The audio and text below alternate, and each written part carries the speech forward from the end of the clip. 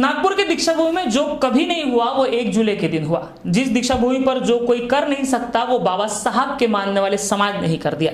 दीक्षा भूमि में आग लगाने की हिम्मत कोई नहीं कर सकता, शायद ऐसा कोई सोच भी नहीं सकता। वही घटना दीक्षा भूमि में किसी और ने नहीं बल्कि बाबा साहब के अनुयायियों ने की।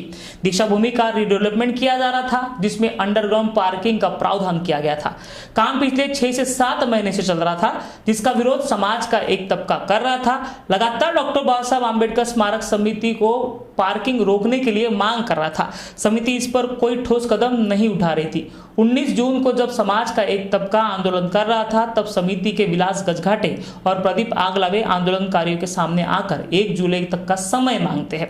लगातार 12 दिनों से दीक्षा भूमि का मैसेज सोशल मीडिया पर वायरल हो रहा था। लगातार दीक्षा भूमि को बचाने चलो दीक्षा भूमि के मैसेज वायरल किए जा रहे थे। ऐसे में 1 जुलाई का दिन आता है और सुबह से ही आंदोलनकारी दीक्षा भूमि पर जमा होना शुरू करते हैं। सभी की एक ही मांग होती है कि अंडरग्राउंड पार्किंग का काम बंद करें, लेकिन दोपहर तक समिति का कोई ठोस निर्णय नहीं आता और उग्र आंदोलनकारी खुद ही अंडरग्राउंड पार्किंग बांधकाम की ओर बढ़ते हैं और तोड़फोड़ करना शुरू कर देते हैं। यहां तक कि वो वहां पर पड़े सामान को आग लगा देते हैं। आंदोलनकारी इतने आक्रोशित हो जाते हैं कि मानो उन पर क्रोध का भूत सवार हो। दीक्षा भूमि की जमीन पर जहां से सारे विश्व को शांति का संदेश जाता है वहां आगजनी और हिंसक घटनाएं होती है। तो सवाल उठता है कि क्या वाकई आंदोलनकारी बुद्ध की शिक्षा ग्रहण करते होंगे? बाबा साहब ने भी अपने जीवन में कई आंदोलन और सत्याग्रह किए, लेकिन कभी कोई आंदोलन या सत्याग्रह में बाबा साहब और उनके सहयोगी ने हिंसा नहीं की। जो समाज बुद्ध की ओर चलने का नारा देता है, क्या यही हिंसक रास्ता बुद्ध ने दुनिया को दिया है? ऐसा सवाल उठता है। जनता भावना में इतनी बह गई थी कि उन्हें इतनी भी समझ नहीं थी कि वो मजदूर के घर तक जलाने में संकोच नहीं कर रहे थे। आंदोलनकारियों की लड़ाई समिति से थी तो मजदूर के घर कपड़े जलाने की क्या जरूरत थी? जो हिंसक आंदोलन दीक्षा भूमि में हुआ, क्या वो संवैधानिक प्रक्रिया का भाग था? जो संविधान की दुहाई देते हैं उसी समाज के एक तबके ने संविधान की मर्यादा को तार तार किया।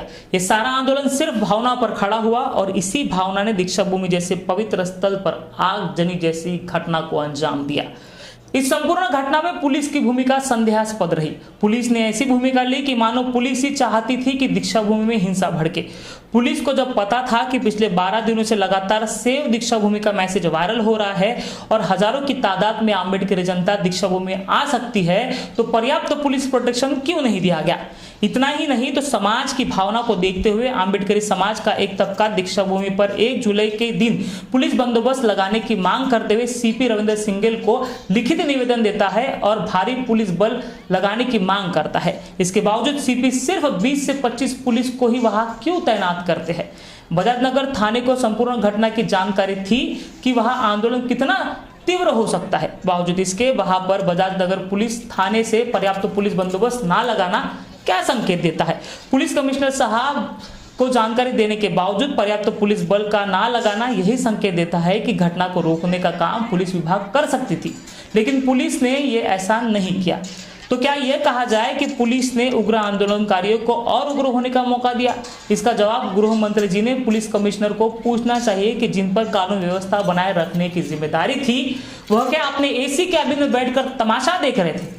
आंदोलनकारी की भावना का सम्मान ही करना पुलिस का काम है, तो आंदोलनकारी द्वारा किसी भी व्यक्ति की जान ली जाए तो भी पुलिस विभाग आंदोलनकारी की भावना का सम्मान ही करता है, यही कहेगा क्या?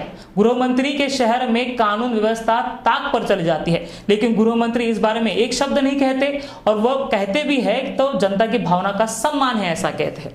अब सवाल उठता है कि जब दीक्षा भूमि के पार्किंग का विवाद खड़ा हो रहा था तब आपने इस विषय पर क्यों सच्चाई जनता के सामने नहीं रखी? क्यों आप 15 दिन खामोश थे? क्या आप भी दीक्षा भूमि पर आग लगने की घटना का इंतजार कर रहे थे? ऐसे तो नहीं होगा कि आपके शहर में वो भी दीक्षा भूमि पर आंदोलन चल रहा है और आपको इसकी जानकारी ना हो। तो क्या यह सवाल खड़े किए जाए कि आप भी यही चाहते थे कि दीक्षा भूमि जले?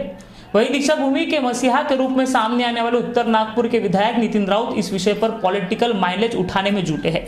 नितिन राउत तब कहा थे जब 1 जून से इस आंदोलन की नींव रखी गई थी, तब कहा थे जब सेव दीक्षा भूमि के मैसेज वायरल हो रहे थे, तब उनको नहीं लगा कि हमारे दीक्षा भूमि में क्या हो रहा है इसकी जानकारी भी ले ले। तब तब जब आंदोलन बढ़ रहा था, लोगों को बताया जा रहा था कि अंडरग्राउंड पार्किंग से दीक्षा भूमि को खतरा है, तब विधायक के तौर पर ना सही तो समाज का एक नागरिक के तौर पर वो सच्चाई जान सकते थे, लेकिन तब नितिन राउत को समाज की याद नहीं आई। लेकिन अब जब आंदोलन उग्र हुआ तो नितिन राउत खड़े हो गए और समाज का हितैषी बनकर सामने आने लगे। जिस दीक्षा भूमि पर कोई आंख उठाकर देख नहीं सकता था, उसी दीक्षा भूमि पर आग लगने जैसी घटना हुई और यह मैसेज गया कि दीक्षा भूमि पर आग लगाने के लिए समाज के दुश्मनों को किसी और की जरूरत नहीं है, यही समाज उनके ही पवित्र स्थल पर आग लगाने में सक्षम है।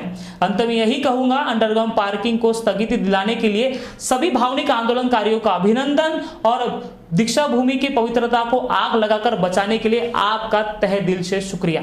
अपेक्षा है कि ऐसे ही आंदोलन समाज का एक भावनिक वर्ग करता रहे और ऐसे ही अपने ही पवित्र स्थल की रक्षा आग लगाकर करता रहे। आप देख रहे थे अमित वांद्रे की रिपोर्ट। नमस्कार।